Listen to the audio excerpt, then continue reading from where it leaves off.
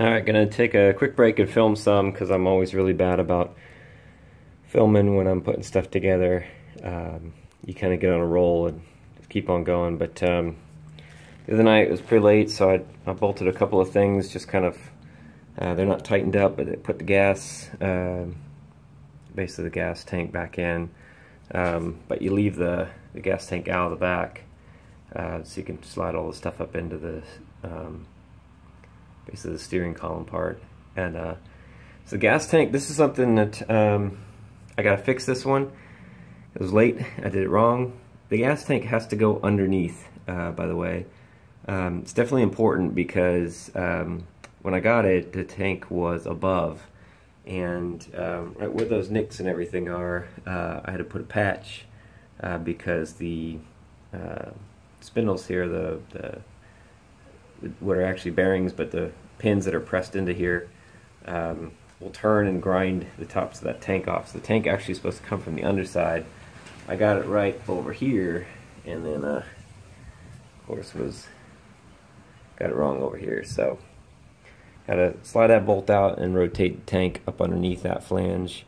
It's got to go under it, and then I'll put this back together, put the O-rings in this, and put this all back together.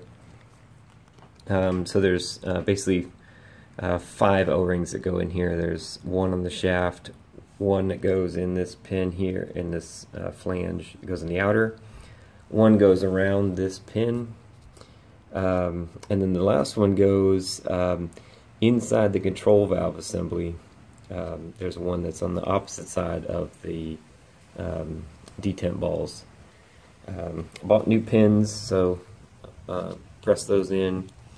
And you can tell all of my stuff's pretty sloppy from years of use. So yeah, this keeps the pin in there since everything's pretty wobbly. But so my steering's pretty loose.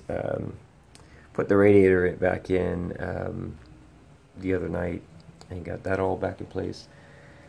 So when I get it rolled out of here, I'm gonna shoot it with some cleaner just so I can look for leaks later.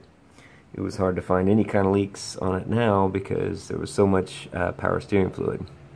So I think once I get all that cleaned off, it should be a little bit easier to spot any kind of leaks, those that are not attributable to the power steering part.